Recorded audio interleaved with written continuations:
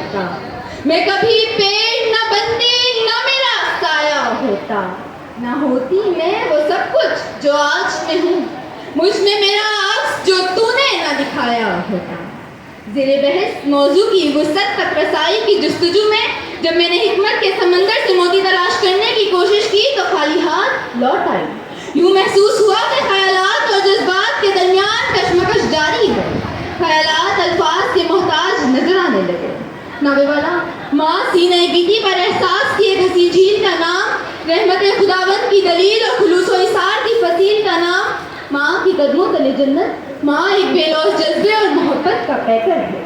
میں نے جنت تو نہیں دیکھی ہے مگر جنت کی جن خوبیوں اور نعمتوں کا ذکر قرآن و دیگر کتابوں میں پڑھا, سوائے ماں کے مجھے دنیا کے کسی اور رشتے میں وہ خوبیاں اور نعمتیں نظر نہ آئیں.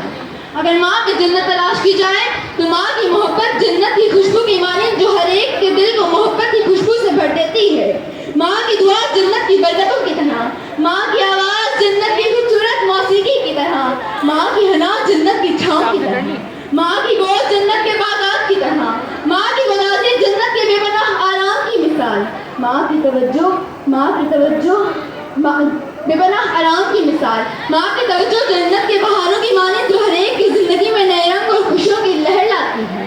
ماں کی طاقت جنت کے کوثر پہاڑوں کی مانند جو ہر مشکل کو آسانی سے پار کر دیتی ہے. ماں کی وفات جنت کی بارشوں کی طرح. ماں کی عظمت کے اتنے روپ دیکھ کر میں کیوں نہ کہوں کہ چلتی پھرتی ہوئی آنکھوں سے عذاب دیکھی ہے. میں نے جنت تو نہیں دیکھی ہے, ماں دیکھی ہے. ماں کی عظمت کے اتنے روپ دیکھ کر عقل دنگ رہ گئی. جب میں نے مظاہر فطرت سے ماں کی عظمت دریافت کی تو فلک بولا ماں کہکشاں ہے. رات کی تاریخی کہنے لگی ماں میری طرح ایک راز ہے جو اپنی اولاد کی کمزوریوں کو چھپا لیتی ہے. شبنم نے کہا ماں ٹھنڈک ہے. تب کائنات کا ذرہ ذرہ چلا اٹھا کہ ماں وہ ہستی ہے کہ جس کے دم سے یہ جہاں آباد ہے. مخالف وقت کو ہر بدگماں کو روک رکھا ہے. ہر ایک حاسد کی زہریلی زبان کو روک رکھا ہے. اتر سکتی نہیں مجھ پر کسی باعث کوئی آفت.